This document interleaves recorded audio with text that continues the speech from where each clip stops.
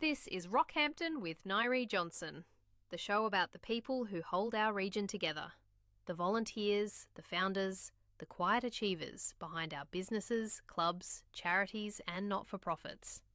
Real stories told plainly from people serving Central Queensland with heart. Here's Nyree. Today's guest is Mr. Bill Oram. Now, Bill is what you would call an accidental school teacher, a story that I am very, very excited and interested in learning more about. Based on the Capricorn Coast for his current career and extensive experience on the land, a little bit out west and in agriculture in general, I'm really excited to have Bill on the show today, and welcome along, and thanks for joining me. Thanks, Nyree. It's a pleasure to be here. It really is. So, Bill, before we really get stuck into the interesting story that you have to share and your experience in your very young life of 6 decades or so, tell me, if you could be an expert at anything at all in the world, what would it be and why? I think without doubt it would be music. It would be to be a musician. I have no capacity to play an instrument or anything, but music has been just a wonderful thing in my life, and I think music's soothing to the soul and good for us. And that talent I would love to have. Yeah, awesome. I would love that talent as well.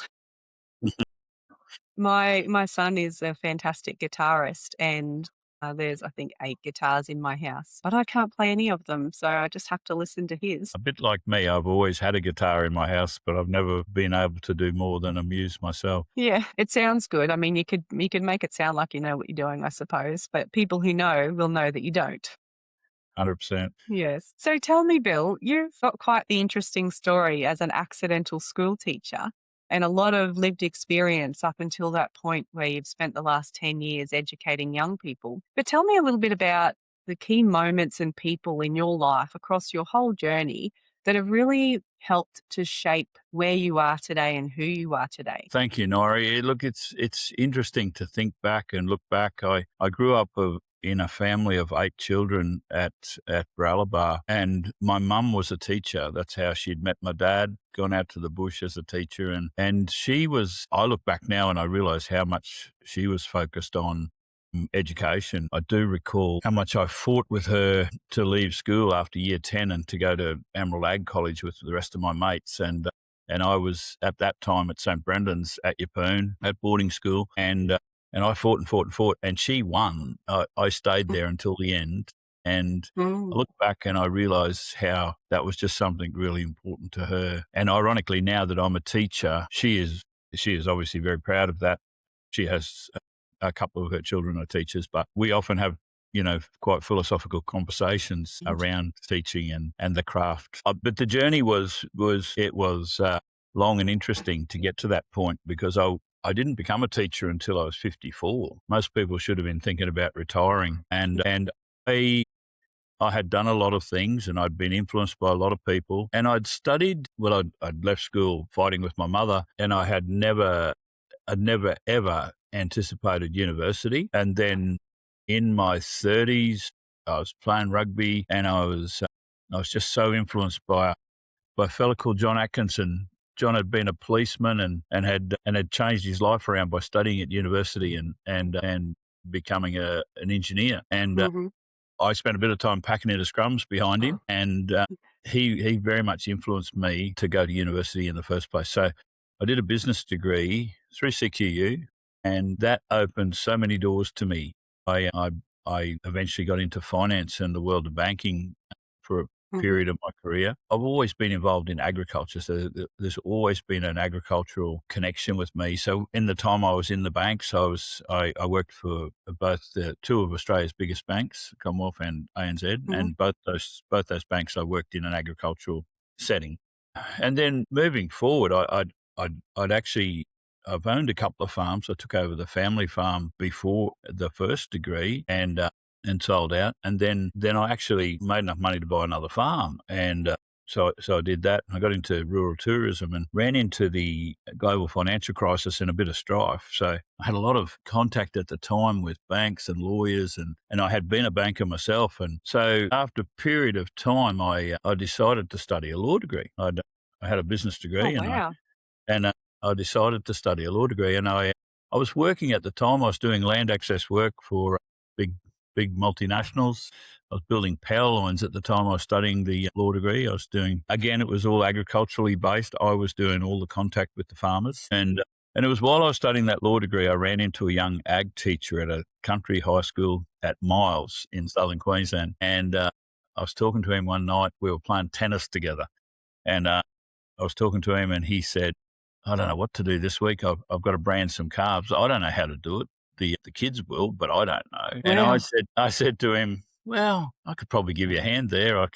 I branded a few thousands or maybe a few hundred thousands in my time, and I could probably give you a hand. And so, long story short, I helped him brand his calves, and then he had a little fencing project which I helped him with. And we were 2 weeks in, and he said to me, "Gee, you'd make a good teacher." And I was really enjoying the contact with the kids and the students. And I guess I was searching at that time for something a little more meaningful than making money for a big corporation and even making a lot of money myself because I was getting paid very well. And so I rang the university and I said, how hard would it be to swap over from law to education? And they said, not hard at all. And if you do it this year, you'll be able to do it in 1 year. So I was able to change over and do a grad dip in 1 year. And the rest is history. I've been teaching for 10 years now. Fantastic. What a breadth of experience that you bring to the students that you teach, from business to a little bit of law, coming from the land, owning farms, and then at a school today that has a solid, agricultural program, which is why so many young boys are sent there to do their high school on the Capricorn coast, and, as boarders as well that come in from out west and a little bit up north and south. What an asset. You must really love it there. I do, and I have thoroughly enjoyed it. The 10 years of my career that I've been teaching has been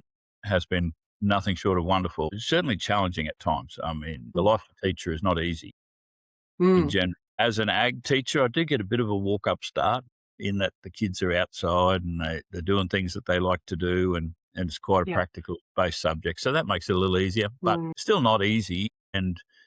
But I have really, really enjoyed it, and it's been really the culmination of my career to see some of my students go on and do things in life, and realise that there was some part of me in there. Some I've had some sort of influence. Sometimes some of those students recognise that as well, which is nice. And sometimes they'll recognise it, but it might not be for 10 or 20 years down the track. I know myself, having gone to Emmaus, there's just a handful of people that you remember from your time in high school, and some of those teachers had a significant impact, in shaping who you are and how you turn up in the world. And I can imagine it's such a rewarding job as well as very, very demanding. Absolutely, and you're very right. And I think all of us can think back, and myself, I when I started to study teaching, I kept thinking about a teacher that had taught me in year 8 and 9 at Baralaba State School, and I mean, I didn't think he particularly liked me. I was in trouble a fair bit, and I used to say I didn't particularly like him. And yet, when I was studying, I started to think about some of the things he did, and I realised what a cracking good teacher he was. And it took me ages. He's an older fellow who'd retired from teaching, and he didn't have social media, so it took me a long time to track him down. But eventually, I did track him down, and I talked to him from time to time, and he'd become somewhat of a mentor to me. And of course, not only was I incorrect thinking he didn't like me, or because that's not an issue as a teacher. As a teacher, we often guide young people, and they make mistakes and they do things, and sometimes they feel worse about it than you do. But your role suggests that you've got to caution them or sanction them or whatever. And so it's been a wonderful experience just reconnecting with that teacher of mine. And I think we all have those sort of memories of teachers, some good and some bad. Probably. Absolutely, yes. My favourite teacher was from primary school, St. Mary's, just a beautiful English teacher. And I didn't realise the skills that she had instilled in me until much, much later in life. And I've gone, oh, wow, because I was at St. Mary's, and it was Mrs. Daly. And I've written about her before in the paper as well. And as Mm, a writer, to think back and think about how strict she was with her English lessons in particular. You know how mm, every teacher has, obviously they've got a lot of skills and a lot of things that they need to share with students, but some have a real talent for a particular subject. Like for you, it's possibly agriculture. mm. And for Mrs. Daly, it was English. Absolutely. And it's wonderful to realise now that she has probably influenced what you do right to this day Mm, mm, with podcasting and journalism and in general, writing. Yeah, it's wonderful. yeah. So growing up in Baralaba, that's not a big town at all. And then living on the Capricorn Coast now and in central Queensland.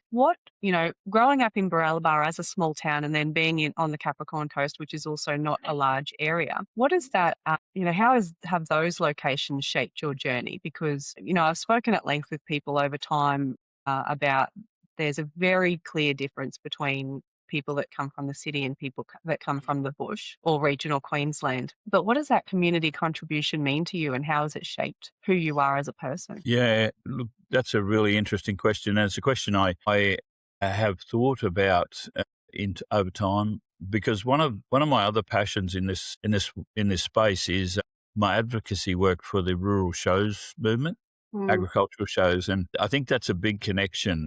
I mean, my family had a connection between Baralaba and Yeppoon. My grandparents retired to Yeppoon when we were young, and so it became our holiday destination. And three of my sisters, 3 out of 4, went to St Ursula's at Yeppoon, and three of us mm, boys went to St Brandon's. One of my brothers went to Emmaus, your school, because he mhm, chose to. And one of my sisters went to Toowoomba. But we've had this ongoing connection with Yeppoon, and so there's always been a link. But for me, my family were so big in the agricultural show at Baralaba, and it was such a big part of what we did and how we developed as volunteers. I guess I can remember my earliest years picking up jump rails at the show and helping Dad build things. But my dad was mm. also the secretary for 25 odd years, and he was the president for Wow. 13. This year they honoured him. He passed away 3 years ago, and they honoured him with naming the show ring at Baralaba after him. Oh, wow. Yeah, which was very moving. And it, between the work I do at school, because one of my co-curricular activities at school, and a lot of people get to know me because they see me at a lot of shows with my cattle club. So my boys from St Brandon's, and we have a team of girls from St Ursula's that join us. So it's a really really nice part of our schools that we do. And we travel and we go to a lot of shows and we show good cattle and we show them well. But that also bends into the work I do with Yeppoon Show nowadays and the wider show network. I've become involved in the CQ subchamber of shows, and recently I got elected to the Queensland Ag Shows board. So Oh, wow. yeah, Congratulations. well, thank you. It's a position that's allowed me to really advocate for something that's really important to me and to our community. It's Mm, not hard to see by attendance at rural shows that people want to keep that link between the bush. mm, And speaking earlier about your daughter having an interest in rural life, but not coming from the land. mm, I think it's almost genetic. I think it's almost within us as a culture that we want to keep connected, and I think agricultural shows are just a wonderful way to do that, to keep that mm. city and bush connection alive. It's been, and I hope that answers your question. I Yes. think for me that's been one of the biggest links between growing up in Baralaba and ultimately ending in Yeppoon. I probably honestly would say I never chose to live at the beach. I'd rather live at a rural location, but I Mhm. love my job so much, and my job's here, so I'm here. Yes. And I've got to admit, we don't quite live at the beach. We live about halfway to the caves and manage a Oh, cattle nice. property in our spare time. So, Of course, of course. Yes. As someone who doesn't come from land or mhm. property and doesn't really know much about horses and cattle, it is really fantastic to have those regional shows because I try and get my youngest to them so that she's able to have a look at the diversity, Mhm. connect with people, have conversations. She's got a fantastic horse riding teacher, and lots of other opportunities that are out there for kids that don't come from the land, which is very helpful for me because she knows far more about horses than I do. Yeah. And of course, my teaching is very involved with that as well, because people Mm, often say, "Oh, your ag classes would be full of kids from the bush." And there are many kids from the bush choosing to do ag and mm, study ag. But again, it's exactly the same. I'm always really buoyed by the number of students that don't come from an agricultural background, or the closest they may have been is a grandparent or someone in their past, but they have mm, this desire to learn where their food comes from and mhm, to understand agricultural concepts. And mm. I love the diversity in our classes that's true. And some of those students that come with an open mind will go on and become our best agriculturalists, I'm sure. Mm, that's fantastic. I mean, the best I've got to offer is, horse riding teacher, Clarkson's farm, river cottage, and 2 chickens at my house. So that is the extent of my experience that I can pass on. That's wonderful, Nori. I was a fairly new teacher when COVID hit. I think I'd been Mm, in about 3 years, and in that craziness when we sent all the kids home for a term, I really challenged myself as to how I could influence those students that were at home and trying mm, to do lessons online and stuff like that. And I can remember making all these packets of seeds, and I sent them out in the mail to every mhm, student that I taught at the time. And I wrote, well, it didn't matter what class it was always going to be about how to grow some vegetables for yourself, and mm, because none of us knew what was happening at that time, and it was all quite yes, uncertain. And I became a very big advocate for people having chickens in their backyard. So yes. congratulations, you've got a couple of chooks. Yeah, thanks. We've got 2. We've got room for some more, so we're just waiting on them to be ready. We've got little, I might get this wrong, but they're Pekin bantams. They're just little fluffy chickens. Yeah, Beautiful. Yeah. yes. And a dog and There's, a cat and, yeah. access to horses and cows. Yeah. Wonderful. Yeah. So tell me, across your entire journey, and different studies and different work. We have significant achievements and proud moments in life, and we also have some really devastating challenges and lows, either end of the spectrum, or you can pick both. But has anything like that happened for yourself where it's been quite pivotal and really changed the direction of where you were headed? I've an interesting question.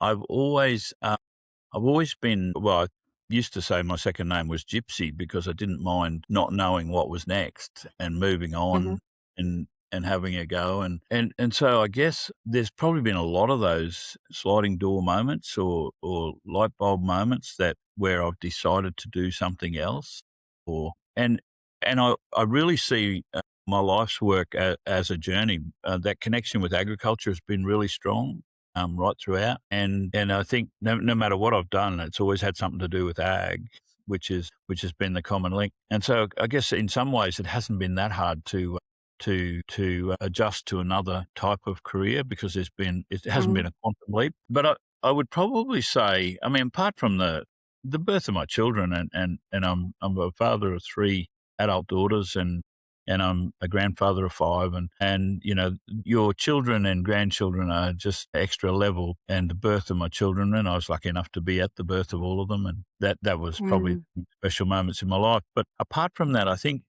earning my first university degree was next level. mm, I never thought that I would achieve that. And then I achieved it I didn't exactly graduate with honours, but I had a fairly high GPA, much mhm, higher than others and myself expected, I think. And I really felt that it was much more than just getting a piece of paper. It was much more than just getting a qualification. It was some sort of, I don't know, an experience that like no other up to that point. And it mm, certainly opened many, many doors for me, that first degree. Not just employment doors, but just doors in my own vision, my own mhm, capacity to see what I could do and what I could achieve. And so I mm, think that would be the highest. I have often talked about the death of my father, and not necessarily as a bad thing. This is kind of a complex conversation. mm, My dad, who I was very close to, and he was a father of 8, and he was a very good man, and he did a lot of things for community, and he had a long relationship with my mother. They were married for almost 63 years. Oh, And wow. a couple of days short. But he had a heart attack. He was 90, Nyree, so he'd had a Hmm. good life, and he would have had no regrets. And he was still living at home, albeit with the care of one of my sisters a little. He was still living at home with mum, and he had a heart attack on a Saturday night, a Sunday night. And the four of us that were local got called to the hospital, and he wasn't expected to live through the night. So we sat with him, and one of my brothers, there was two boys and two girls there. We were the ones that lived locally, and we could get there. And my youngest brother and I sat with. We made a bit of a pact that we would stay with him until he passed, and it was he survived another 6 days. He didn't die until the next Saturday, and we spent those nights with him, just Wow. my brother and I. And Mm. we decided somehow to do the nights, and the girls and all our other family that came, some of my children, lots of people came and gathered to. He was that sort of patriarch, but my brother and I did the nights, and those nights with my father, it became such a rite of passage for me Mm. that we could honour his death in that way, and be with him and let him die, And I Mm. asked at one stage that year what was my favourite thing that had happened that year, and that's what I kept thinking about, which is quite Mm. bizarre because it was his death, but it was the manner in the way he died that was a really Yes. big point in my life, and it will always be. Mm. Mm. Absolutely. And it is such a special time as well when you're with someone who is, Yeah, getting ready to leave this yeah, earth. Very special time. And and an yes, honour. I completely agree. It is an honor. Mm. And I completely agree. It can be a really favorite moment because everybody mostly just lets go of the shackles of life, the obligation, the whatever that was important the day before is no longer important when you're sitting next to someone who is exiting. Yeah, yeah, Mm, yeah.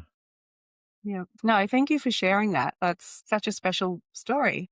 And I share it in the hopes that other people may find some comfort in a similar position, and I didn't intend it to be that special, but it turned out to be. Yeah. Yeah, some of my favorite moments are with grandparents as they've been finishing their Yeah. life. Yeah.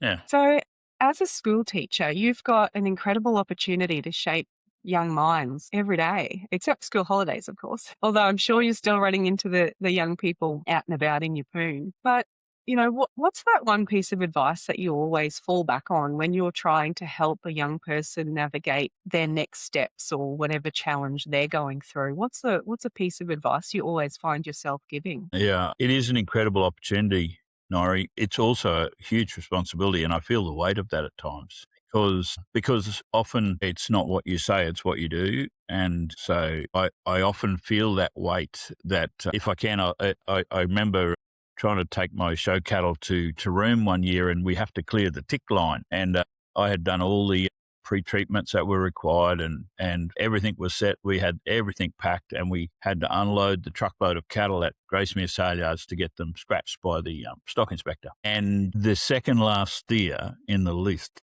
the stocky found one little shriveled up tick, and I was about, and he had it in his hand, and I knew what that meant. He was going to stop us taking any of them anywhere. And I was Mm, about to blow up and say, that fella couldn't crawl to the dick.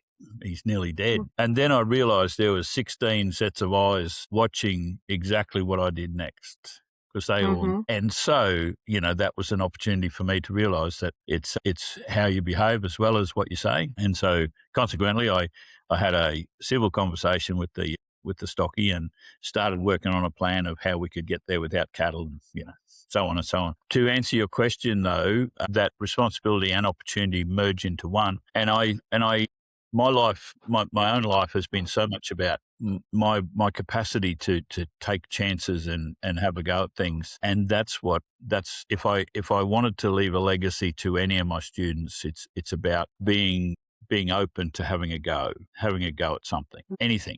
Something that comes up. If a door opens, step through it. mm, As I've got older, I've also realised the absolute importance of a lack of judgment and kindness. So I kind of I really do try, and I can be tough and gruff and all those things, but I but I really try and have an element of kindness in everything I do, and to Mm, be kind to people. But yeah, my legacy would be to have a go, get out there, mm. hook in. Absolutely. One of my favorite things to say to people is when an opportunity presents, I'm sure this is exactly what you're referring to here, but when opportunities present, you don't always know how to do them.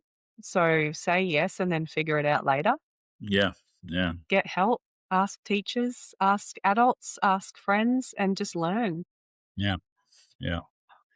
Yeah, I shear the sheep I have at school, and I often tell the kids that I'm not a shearer who can teach. I'm a teacher who can shear. And Yeah. then after a while, I often fess up that I learnt to shear by watching YouTube. Oh, I yep. decided I needed some sheep, and I needed to have woolly sheep, and I needed to have somebody Mm, to shear them. And if that had mhm. to be me, I had to learn how to do it. And Absolutely. And just there's like lot. that young teacher in Miles who didn't Mm, know how to brand cattle and you were mm, able to help him. yeah, yeah, yeah. No, it has been an absolute pleasure having you on the podcast today, Bill. Thank you so much for your time and sharing so much of your story and your wisdom. I think the young boys at St. Brendan's are very, very lucky to have you as their teacher. Well, thank you for that compliment. I have got some flaws, but I do. We all do. Yeah, I've thoroughly enjoyed it too, Nora. It's been a wonderful chat, and thanks for the work you do in broadcasting these sort of stories. It's Yeah, wonderful. no, you're very welcome. It is my absolute privilege to do this. And I feel like the lucky one that people like yourself are willing to share their story and have it captured. And we can share how the people of the Capricorn Coast, Baralaba and Rockhampton and Central Queensland, their contribution to our community is so very real. And I just want to capture it because there's so many people doing incredible work in this community and their stories are worth sharing. Yes, indeed, and thank you again. And anytime, it's a pleasure. Thank you very much. That's another episode of Rockhampton with Nyree Johnson. If this story stayed with you, follow the show on Spotify and YouTube so the next one finds you.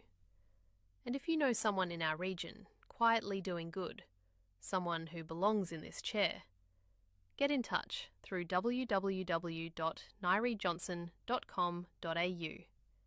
Thanks for listening, and we'll see you next time.